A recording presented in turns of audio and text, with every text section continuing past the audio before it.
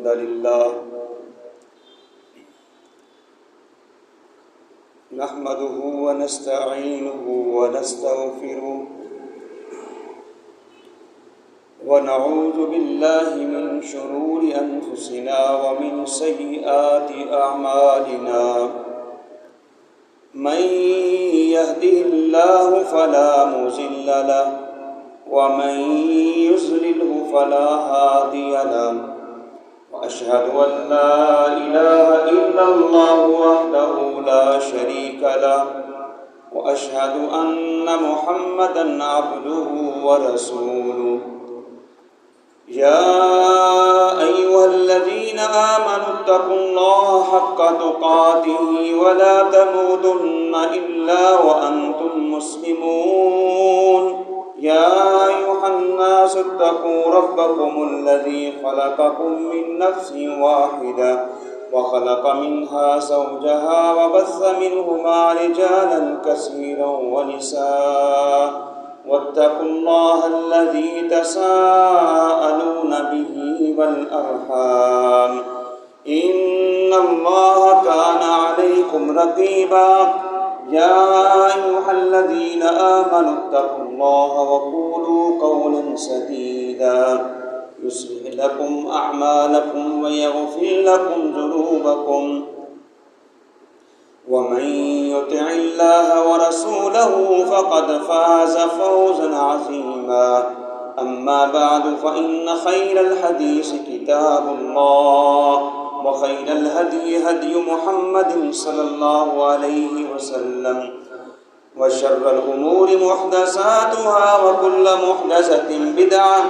وكل بدعة ضلالة وكل ضلالة في النار قال الله سبحانه وتعالى في القرآن المجيد والفرقان الحميد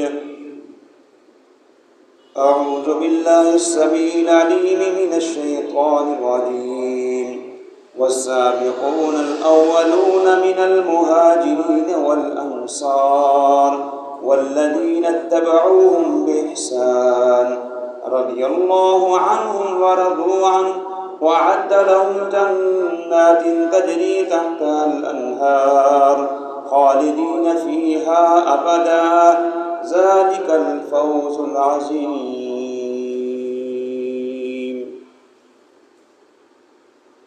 مختصر حمد و ثنا درود و سلام کے بعد قابل صد احترام برادران اسلام، بزرگان اعظام، واجب التکریم معززات بنات اسلام،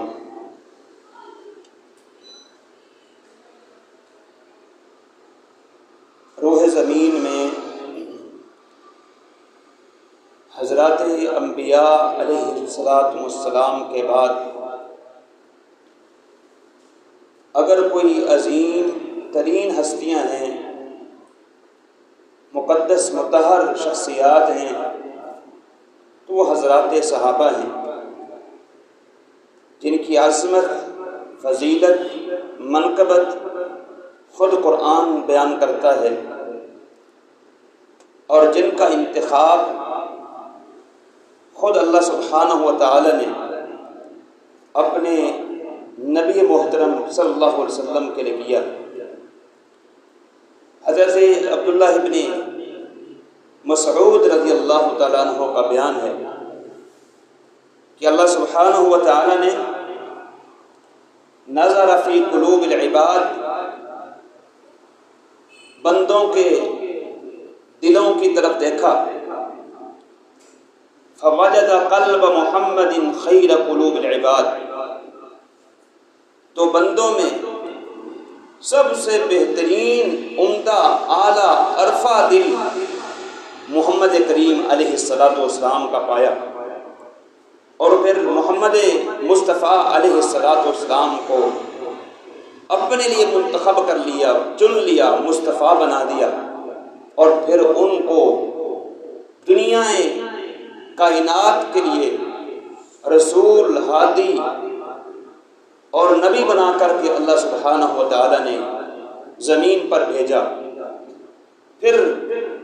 نبی کریم علیہ الصلوۃ والسلام کے دل کے بعد اللہ نے پھر لوگوں کے دلوں کی طرف دیکھا اور فوجد قلوب اصحابہ، پھر لوگوں میں سب سے بہترین عمدہ دلوں کے اعتبار سے حضرات صحابہ کے دلوں کو پایا، اور ان اصحاب کو، ساتھیوں کو وَجَعَلَهُمْ وُزَرَاءَ نَبِيِّهِ، اپنے نبی کے وزیر بنا دیے، اپنے نبی کریم علیہ الصلوۃ والسلام کی صحبت کے لیے، رفاقت کے لیے حضرات صحابہ کو اللہ نے منتخب کر لیا۔ میرے بھائیوں، بہت بڑا شرف ہے کہ جس انسان کو دنیا کے اندر کسی نبی کی صحبت میسر ہو، صحابی ہونا بہت عظیم شرف ہے کہ جس نے ایمان کی حالت میں پیغمبر دو عالم محمد مصطفیٰ علیہ الصلوۃ والسلام کو دیکھا ہو اور ایمان پر اس کی وفات ہوئی ہو۔ یہ بہت بڑا شرف ہے جو حضرات صحابہ کے مقدر میں اللہ نے لکھا، اور انہیں نبی کریم علیہ الصلوۃ والسلام کی صحبت کے لیے، رفاقت کے لیے منتخب کر لیا۔ حضرات گرامی قدر، حضرات صحابہ وہ عظیم قدسیہ ہیں، عظیم اللہ کے وہ نیک بندے ہیں کہ جن کو اللہ سبحانہ و تعالیٰ نے دنیا کے اندر بہت سارے اعزازات سے نوازا ہے۔ قرآن حضرات صحابہ کو اولئک ھم المؤمنون حقا کہتا ہے۔ اگر کوئی پکے اور سچے مومن ہیں تو حضرات صحابہ ہیں، بلکہ حضرات صحابہ کے ایمان کو اللہ نے ایمان کی کسوٹی قرار دیا ہے۔ فَإِنْ آمَنُوا بِمِثْلِ مَا آمَنْتُمْ بِهِ فَقَدِ اهْتَدَوْا، اگر صحابہ جیسا ایمان لوگوں کا ہوگا پھر ہدایت میسر ہوگی، وگرنہ ہدایت میسر نہیں ہو سکتی ہے۔ اور پھر حضرات صحابہ وہ عظیم لوگ ہیں کہ جن کو اللہ سبحانہ و تعالیٰ نے دنیا کے اندر ہم الراشدون کی بشارت دی ہے، ہم المہتدون کی بشارت دی ہے، ہم المفلحون کہا ہے کہ روح زمین میں اگر کوئی کامیاب ترین گروہ ہے حضرات صحابہ کا ہے، اگر کوئی ہدایت یافتہ گروہ ہے حضرات صحابہ کا ہے، اگر کوئی رشد و ہدایت والا ہے تو حضرات صحابہ ہیں، اگر کوئی جنتی گروہ ہے حضرات صحابہ ہیں۔ میرے بھائیوں، توجہ میری طرف کیجیے۔ اللہ عز و جل کے نبی محمد کریم علیہ الصلوۃ والسلام کی حدیث کے مطابق جنت میں بہت ساری لوگوں کے لیے نعمتیں میسر ہوں گی۔ سب سے عظیم ترین جنت میں اگر کوئی نعمت ہے اللہ کے دیدار کے بعد اللہ کی رضامندی ہے۔ اللہ کریم حدیث میں آتا ہے، اہل جنت کی طرف جھانک کر کے فرمائیں گے، اے جنتیوں، آج میں اعلان کرتا ہوں کہ میں اپنی جو رضامندی ہے تم پر حلال کرتا ہوں، فلا اسخط بعدہ ابدا، کبھی تم پر ناراض نہیں ہوگا۔ یہ اہل جنت کے لیے جنت میں جانے کے بعد اللہ کی طرف سے اعلان ہوگا۔ لیکن میرے بھائیوں، حضرات صحابہ عظیم انسان ہیں کہ اللہ نے دنیا میں اعلان کر دیا رضی اللہ عنہم ورضوا عنہ، اللہ ان سے راضی اور وہ اللہ سے راضی۔ یہ کس قدر عظمت والی بات ہے کہ اللہ جگہ جگہ حضرات صحابہ کے بارے میں اس قسم کے اعلان فرما رہے ہیں۔ سورہ توبہ کی جو آیت مبارکہ 100 نمبر آپ کے سامنے پڑھی ہے، اللہ کریم نے مہاجرین و انصار اور جو بھی ان کے بعد میں مسلمان ہوئے ہیں، چاہے فتح مکہ سے پہلے یا فتح مکہ کے بعد، اللہ نے سب کے لیے اعلان فرمایا ہے، والسابقون الاولون من المہاجرین والانصار۔ یاد رہے حضرات صحابہ کا یہ القاب مہاجرین اور انصار خود قرآن نے بیان کیے۔ مہاجرین صحابہ کون ہیں؟ جنہوں نے مکہ مکرمہ کو چھوڑ کر کے مدینہ طیبہ یا حبشہ کی طرف ہجرت کی، ان کو مہاجرین کہتے ہیں۔ اور انصار کون ہیں؟ کہ جنہوں نے مدینہ میں رہ کر کے ان مہاجرین صحابہ کی اوبگت کی، ان کو ویلکم کہا، ان کا استقبال کیا اور انہیں مدینہ منورہ میں جگہ عطا فرمائی، اور یہ ایمان لائے، سچے مومن تھے نبی کی اور حضرات صحابہ کی، انہوں نے تہ دل سے نصرت کی، ان کی مدد کی۔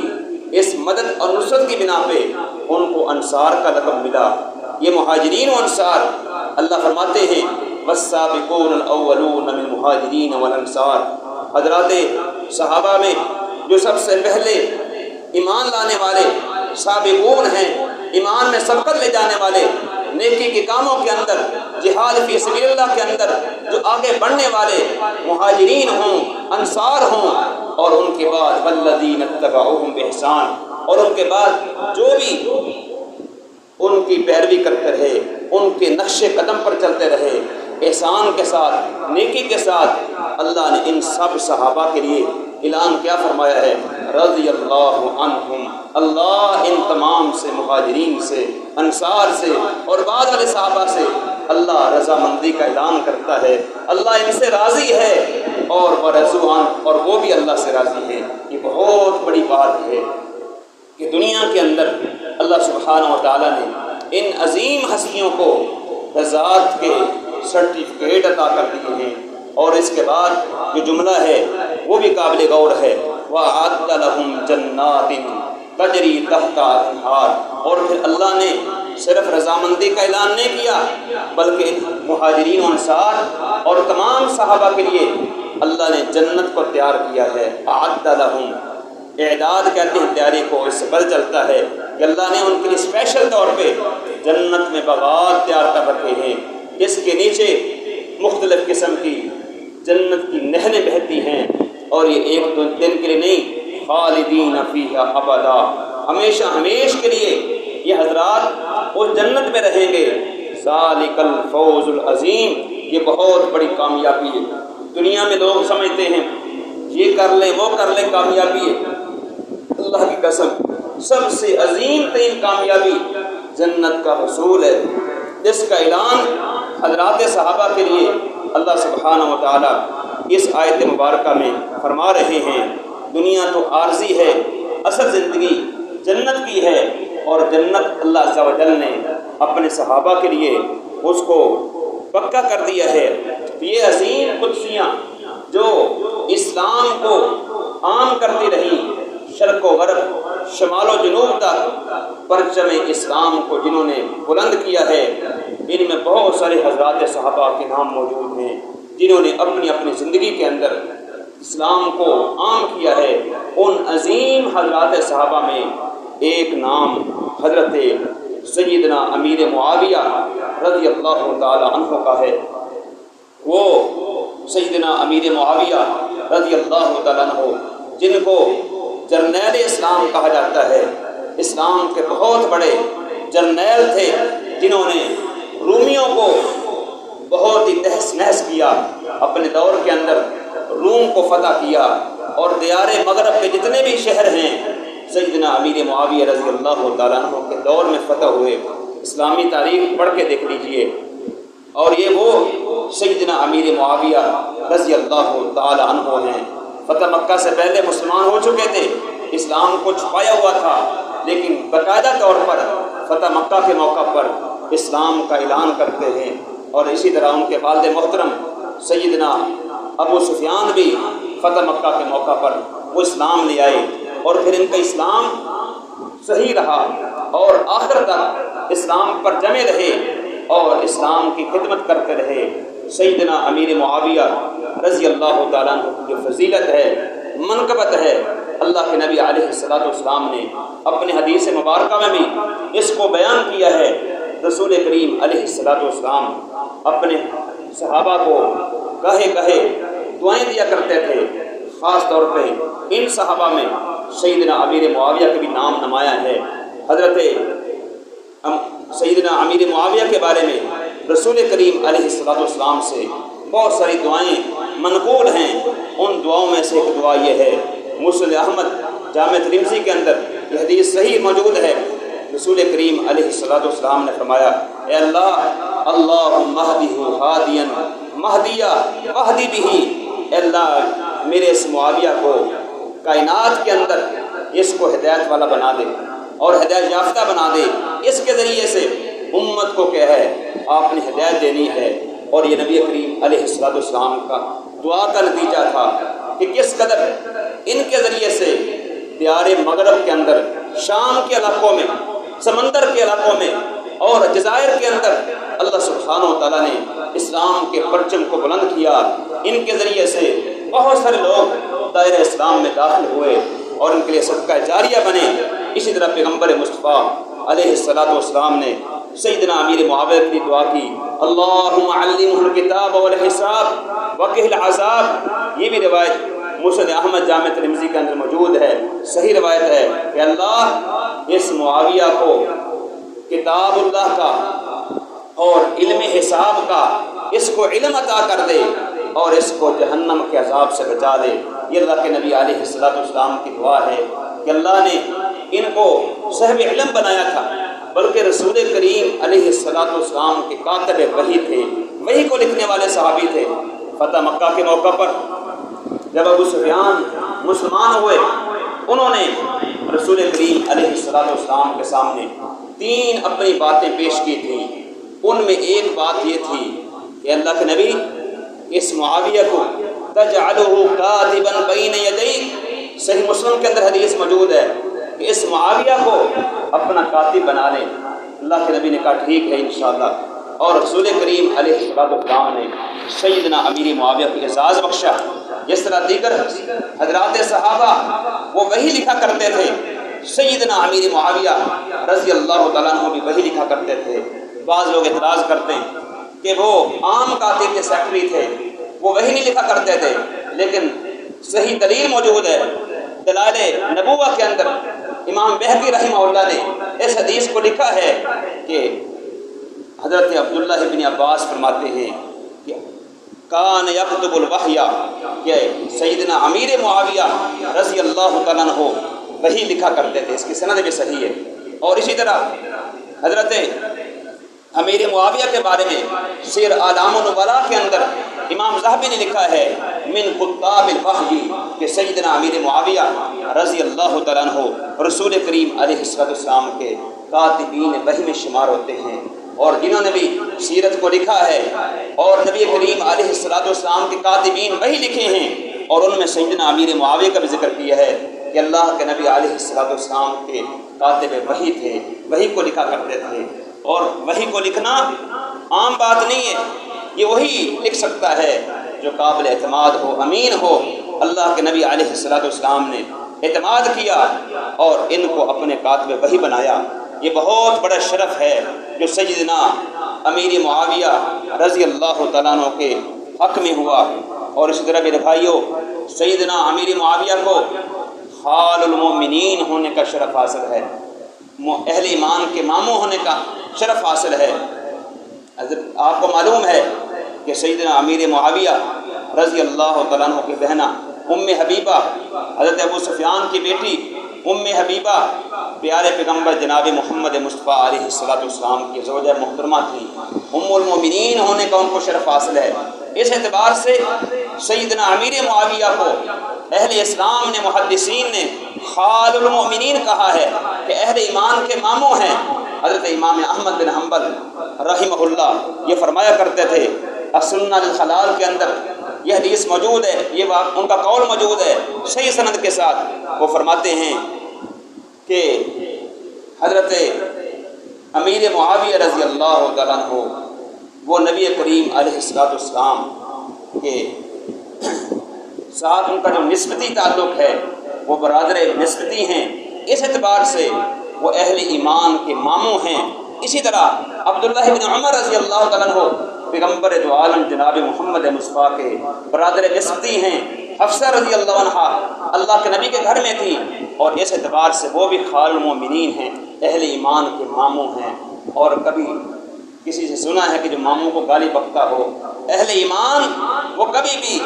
اپنے ماموں کو گالی نہیں بکتے ہیں۔ اس لیے سیدنا امیر معاویہ رضی اللہ عنہ کا یہ شرف ہے کہ اللہ نے شرف بخشا ہے کہ ان کو خال المؤمنین کا لقب عطا کیا ہے۔ اور اس طرح میرے بھائیوں، حضرات سامعین، سیدنا امیر معاویہ رضی اللہ تعالیٰ عنہ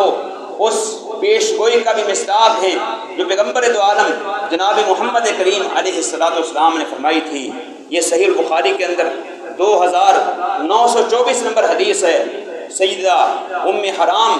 ان کا نام رمیسہ تھا، یہ بیان کرتی ہیں، حدیث کے راویہ ہیں کہ رسول کریم علیہ السلام ایک مرتبہ میرے گھر میں تشریف لائے، سوئے ہوئے تھے اور اچانک بیدار ہوئے، ہنسنے لگ گئے۔ میں پوچھتی ہوں کہ اللہ کے نبی علیہ السلام کیا ماجرا ہے؟ رسول کریم علیہ السلام نے اپنی جو خواب ہے وہ بیان فرمائی کہ اللہ نے مجھے دکھایا ہے اس طرح ایک لشکر ہے کہ جو سمندری جو ہے سفر کر کے وہ رومیوں کے خلاف کے حملہ کرے گا، اور رسول کریم نے فرمایا اول جیش من امتی یغزون البحر قد اوجبوا، سب سے پہلا بحری لشکر میری امت میں سے جو سمندر کا سفر کرے گا اور سمندر کا غزوہ کرے گا،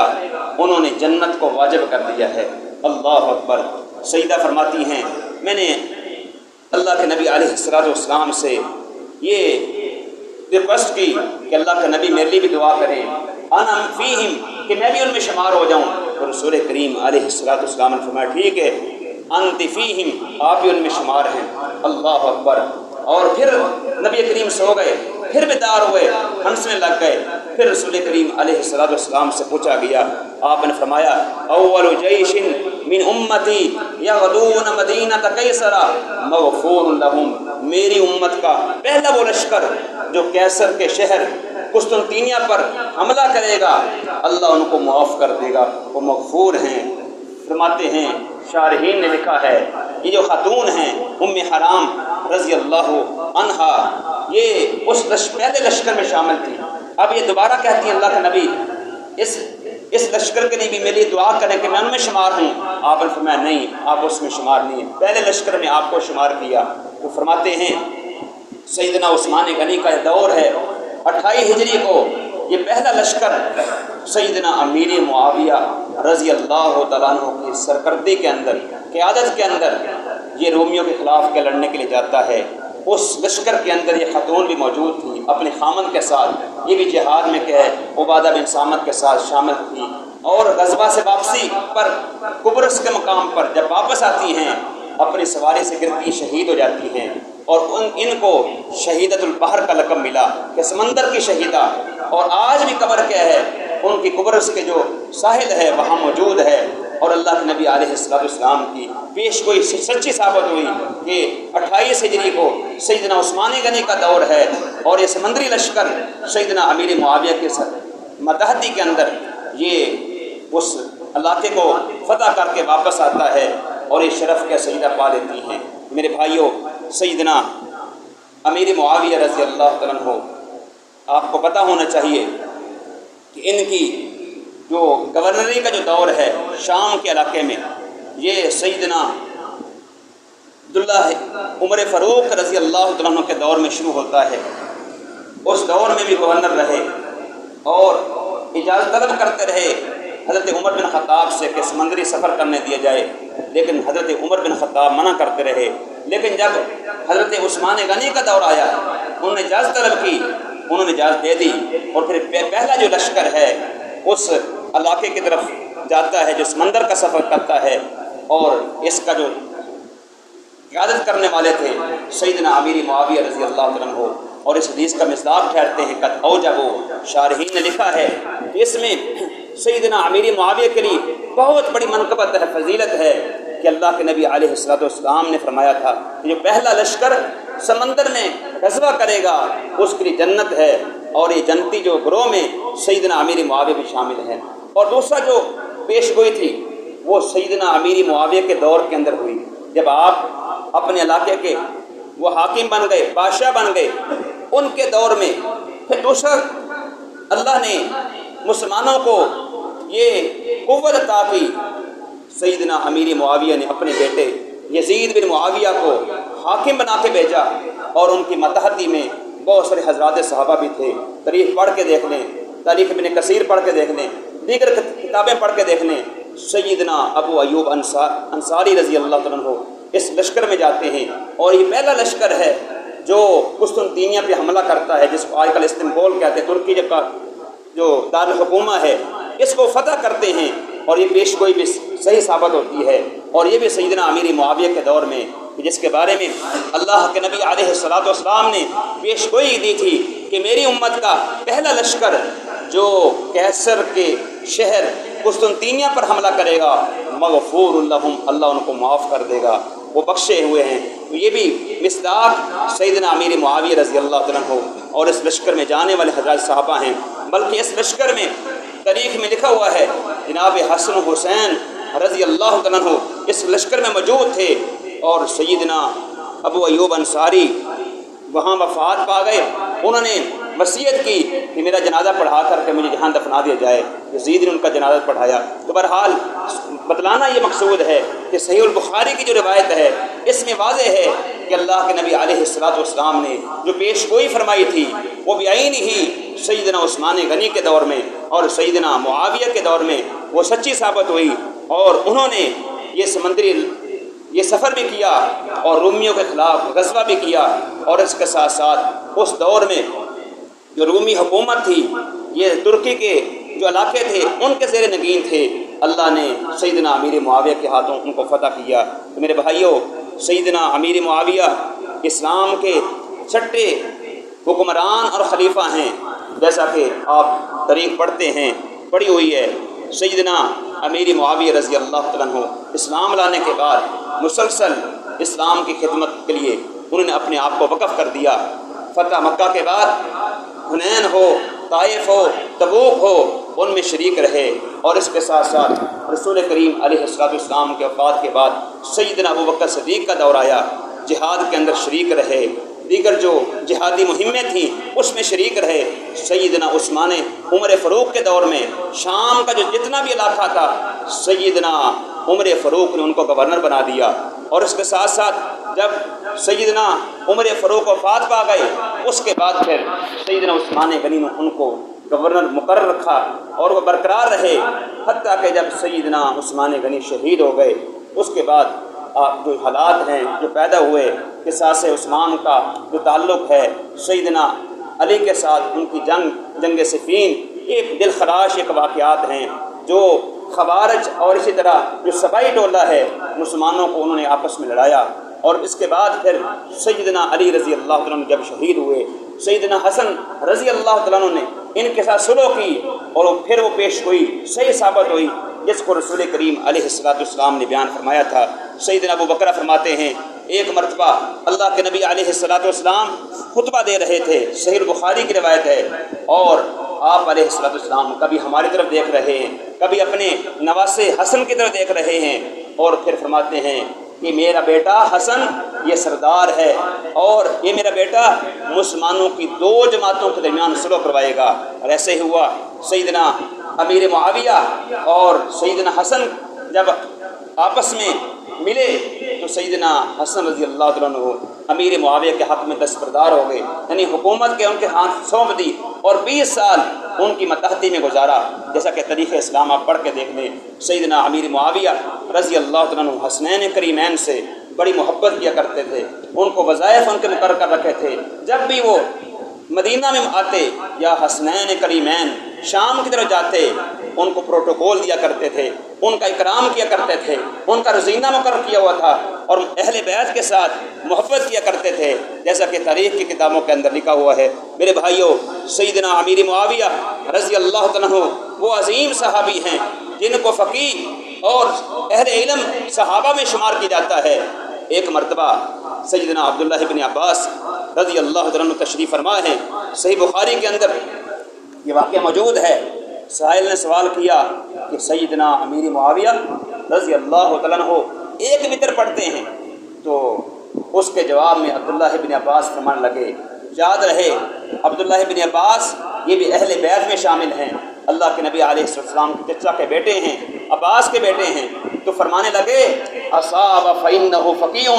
کہ معاویہ نے جو کام کیا ہے درست کیا ہے، کیونکہ وہ خود بھی کیا فقیہ ہے، مجتہد ہے، اہل علم میں شامل ہے۔ بلکہ ایک روایت میں آتا ہے وہ فرماتے ہیں کہ سیدنا امیر معاویہ لیس احد منا اعلم من معاویہ، کہ معاویہ سے بڑا کوئی عالم نہیں ہے، کہ معاویہ بہت بڑا عالم ہے، اگر انہوں نے ایک وتر پڑھا ہے تو صحیح پڑھا ہے۔ شرعی طور پر بھی رسول کریم علیہ السلام سے ایک وتر پڑھنا بھی ثابت ہے، 1 3 5 7 9 تک کے نبی کریم علیہ السلام سے وتر کی نماز پڑھنا ثابت ہے۔ ایک وتر بھی رسول کریم علیہ السلام نے خود بھی پڑھا ہے، تو حضرات صحابہ میں بہت سارے حضرات صحابہ ایک وتر پڑھ لیا کرتے تھے، تو ایک وتر پڑھ لینا یہ جائز ہے شرعی طور پر، اس میں کوئی بحث نہیں ہے، 3 بھی جائز ہیں اور 5 بھی 7 بھی 9 بھی، جیسا کہ اللہ کے نبی علیہ السلام کی حدیث مبارکہ ثابت ہے۔ لیکن یہاں واقعہ بیان کرنے کا مقصد یہ ہے کہ سیدنا امیر معاویہ رضی اللہ تعالیٰ عنہ وہ جلیل القدر صحابی تھے، اہل علم تھے اور فقیہ صحابی تھے، بلکہ سیدنا امیر معاویہ حدیث کے راویوں میں شمار ہوتے ہیں۔ بہت ساری روایات ان سے مروی ہیں۔ امام احمد بن حنبل نے تقریباً 1100 روایات مسند امام احمد میں سیدنا امیر معاویہ کی وہ درج کی ہیں، اور بھی کافی سارے محدثین نے اپنی کتابوں کے اندر سیدنا امیر معاویہ کی روایت ثابت کی ہیں، بلکہ وہ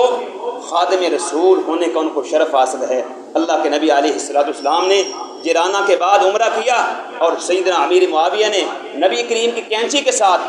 آپ کے بال کاٹے، اور اس حدیث کو حضرت عبداللہ بن عباس رضی اللہ تعالیٰ عنہ بیان کرتے ہیں کہ پیغمبر دو عالم جناب محمد کریم علیہ السلام کی زلفیں حضرت امیر معاویہ نے کاٹیں، تو کہنے والے نے کہا یہ حدیث تو صرف سیدنا امیر معاویہ بیان کرتے ہیں۔ آگے سے عبداللہ بن عباس رضی اللہ تعالیٰ عنہ نے جواب دیا، مسند امام احمد میں حدیث موجود ہے کہ ما کان معاویہ علی رسول اللہ متہما، کہ سیدنا امیر معاویہ اللہ کے نبی پر کبھی جھوٹ نہیں بولتے ہیں، جو انہوں نے فرما دیا ہے سچ فرمایا ہے، کیونکہ حدیث بیان کرنے میں سیدنا امیر معاویہ وہ سچے ہیں، یعنی ان کی جو اجتہادی اور سیاسی جو زندگی ہے ان کا اپنا اجتہادی معاملات ہیں، لیکن حدیث رسول میں سیدنا امیر معاویہ اسی طرح پکے راوی ہیں جس طرح دیگر حضرات صحابہ ہیں۔ ان کی عدالت، ان کی ثقافت اور ان کی عظمت وہ ثابت ہے۔ سیدنا عبداللہ بن عباس رضی اللہ تعالیٰ عنہ نے یہ بیان کر دیا کہ حدیث رسول بیان کرنے میں سیدنا امیر معاویہ سچے ہیں، اس میں کسی قسم کا جھوٹ نہیں ہو سکتا ہے، بلکہ سیدنا امیر معاویہ رضی اللہ تعالیٰ عنہ کے بارے میں آتے ہیں کہ وہ بہت ہی متبع رسول تھے، متبع سنت تھے۔ اللہ کے نبی علیہ السلام کی حدیث آتی تھی فوراً سریں خمیں تسلیم کر دیا کرتے تھے۔ بہت سارے واقعات ہیں جو سیدنا امیر معاویہ کے بارے میں آتے ہیں۔ ایک واقعہ میں آپ کے سامنے رکھنا چاہتا ہوں۔ سلیم بن عامر بیان کرتے ہیں کہ سیدنا امیر معاویہ اپنے دور میں روم کے خلاف وہ برسر پکار ہیں، جنگ کر رہے تھے، اور ایک ان کے درمیان معاہدہ ہوا جنگ بندی کا کہ جنگ بند کر دی جائے، اور جنگ بندی کے جو وقت مقرر کیا گیا تھا وہ ختم ہونے کو تھا۔ سیدنا امیر معاویہ نے اپنی فوج کو حکم دیا کہ آپ ان رومیوں کے خلاف، عیسائیوں کے خلاف جہاد کے کھڑے ہو جاؤ، اور پھر ایسا اپنی فوج کو لے کر کے سرحدوں کی طرف بڑھ رہے تھے۔ کہتے ہیں کہ اچانک ہم نے دیکھا دور سے ایک سوار آ رہا ہے، ترکی جو عربی نامی ایک بہترین گھوڑے پر وہ سوار تھا، اور اعلان کر رہا دور سے وفا، اللہ اکبر، وفا لا غدر، اللہ اکبر کہتا ہے، اور کہتا ہے وفاداری کرنا، دھوکہ دہی نہیں کرنا، اور قریب پہنچتا ہے تو ہم دیکھتے ہیں وہ حضرت